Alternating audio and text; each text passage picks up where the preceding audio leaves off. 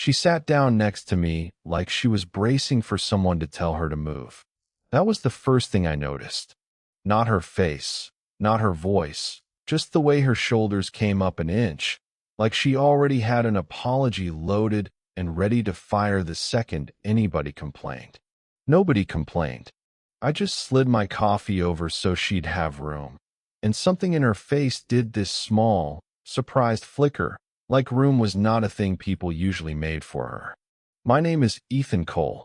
I'm 34. I run the parts counter at Cole Brothers Hardware on 5th Street, a store my grandfather built and my father nearly lost twice. And I have spent most of my adult life being the guy who fixes what other people break and doesn't ask a lot of questions while he does it. I'm not telling you that to sound humble. I'm telling you because it matters later, when a woman named Lily Bennett needed exactly that kind of person and didn't know how to ask for one. I first really saw her on a Tuesday night at Della's Diner, the kind of place where the coffee's been the same temperature since 1994 and everybody already knows your order before you sit down. I go there most weeknights because my apartment is quiet in a way that stopped being peaceful a long time ago and started being just empty. Lily worked the evening shift at the library 2 doors down, and she always came in around 8.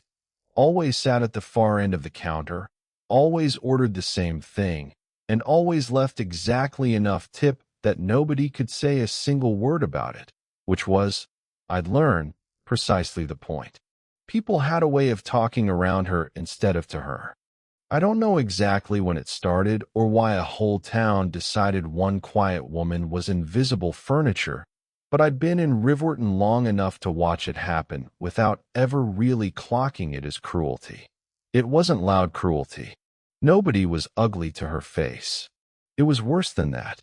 It was the kind where a waitress would ask the table next to her if anyone needed a refill and just skip right over her cup like she wasn't sitting there. The kind where the book club canceled the one meeting she'd finally worked up the nerve to attend, then somehow rescheduled it for a night she'd already told 3 people she couldn't make. Small things. 1,000 small things stacked so high that a person just learns to take up less space, so there's less of her to overlook. That Tuesday, the diner was packed for some reason. A birthday party pushed 2 tables together, and there was exactly 1 open stool left, right next to me.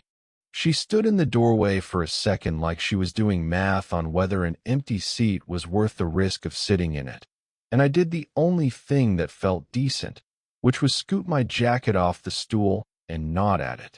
She sat down like she was bracing for someone to tell her to move. Rough night?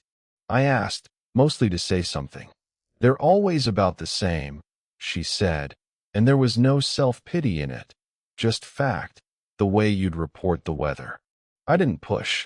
I've learned that pushing people who've spent years being overlooked usually just teaches them to disappear faster. So I let it sit, and we ate in that easy kind of quiet that doesn't need filling. And when she got up to leave, she paused with her hand on the counter and said, quiet enough that I almost missed it under the diner noise, "Thank you for seeing me." I didn't know what to say to that. I still don't, if I'm honest, even now. I just said, anytime, and she gave me the smallest smile I'd ever seen on a grown woman, like smiling too big might get confiscated, and walked out into the dark. I thought about that sentence the whole drive home. Thank you for seeing me. Like being noticed was a gift instead of the bare minimum a person's owed just for existing in a room. After that, it became a thing without either of us deciding it should. Tuesdays, then Tuesdays and Thursdays, then most nights I wasn't closing late at the store. She'd come in, I'd already have moved my jacket, and we'd talk about nothing important. The new returns section at the library. Whether the diner's pie crust had gotten worse, or if I'd just gotten pickier. She had this dry sense of humor that came out sideways, so quiet you had to actually be listening, or you'd miss the joke entirely. And I started listening on purpose, and I started laughing on purpose too, loud enough that she'd know I'd caught it. You don't have to do that, she told me once, maybe 3 weeks in. Do what? Laugh extra, so I know you heard me. I set my fork down. Would you rather I didn't hear you? She didn't answer that one for a long minute. Then she said, no. So quiet I had to lean in to catch it. And something about the way she said it made my chest go tight in a way I hadn't planned on and didn't fully understand yet. I found out where some of it came from a month or so later, from Marnie, who ran the flower shop and knew everything about everyone, whether she'd earned the information honestly or not. Lily had grown up the younger sister in a family that had one golden child and one afterthought, and everyone in Riverton over the age of 40 still measured her against a sister who'd left for the city and never once looked back. Then there'd been an engagement that ended badly enough that the man, a guy named Trevor Voss, had made a small production out of telling anyone who'd listen exactly why he'd called it off. Most of it invented, all of it designed to make her smaller. She hadn't dated since. She hadn't really let herself get close to anyone since, from what Marnie said. And Marnie said it like gossip, but I heard it like a warning label. Handle with care. This one's been dropped before. I didn't bring any of it up to her. I just kept scooting my jacket off the stool. The night everything actually shifted, I was closing up the store around 7 when Trevor Voss walked in wanting a specific bolt for a fence he was mending, the kind of ordinary errand that had no business turning into anything. He was standing at my counter running his mouth about nothing in particular when Lily walked past the front window on her way to the library, and he stopped mid-sentence to watch her go by with this smirk that told me everything Marnie hadn't needed to. Still feeding stray cats, Ethan? He said, nodding toward the window. I set the bolt down slower than I needed to. Watch it. I'm just saying. He held his hands up like he was the reasonable one. Sweet girl. Real sweet. Just don't expect much conversation. She used to just sit there for hours, barely say a word. Made a man feel like he was talking to a wall. I looked at him for a second longer than was polite. Funny, I said. She talks plenty. Maybe you just weren't worth listening to. His face did something ugly and fast, then smoothed back over because he wasn't the kind of man who liked being caught with his mask off. He paid for the bolt and left without another word, and I stood there with my pulse going harder than a fence bolt had any right to cause. And I understood, standing in my own store under my grandfather's old sign, that I was not just fond of Lily Bennett. I was something past fond, and I hadn't let myself look at it straight on until a man like Trevor gave me a reason to get angry on her behalf. I told her that night, at the diner, because I didn't know how to sit on it anymore. Trevor came into the store today, I said. Her whole posture changed, went careful. What did he say? Nothing worth repeating. I turned my mug a half turn on the counter. But it made me realize something. And I think you should hear it plain instead of me dancing around it for another 6 months. She went very still. I don't sit next to you because I feel sorry for you, I said. I never did.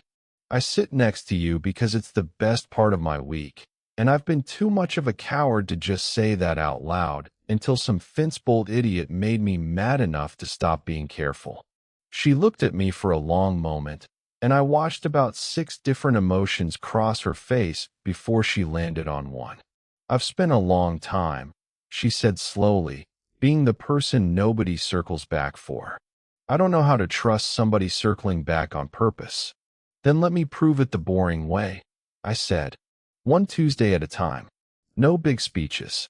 Just showing up until you believe it's not going anywhere. She didn't say anything smart back. She just reached over and moved my jacket off the stool herself, folded it, set it in my lap, and sat down closer than she ever had before, close enough that our shoulders touched, and neither of us moved away from it. Word got around town the way it always does, and not everyone was kind about it. A couple of the old regulars made comments they thought were funny about the hardware guy and the library girl, the kind of comments that would have sent the old Lily straight back into herself, quiet and small and apologizing for taking up a stool.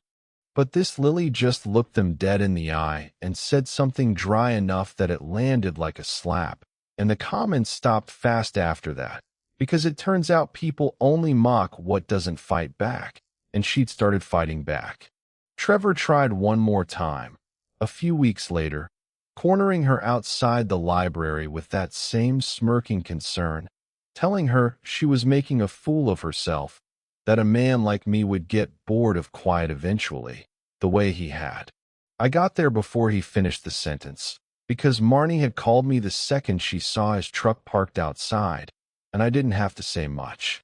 I just stood beside Lily, close enough that he understood exactly where I stood, and said, "She's not looking for your opinion.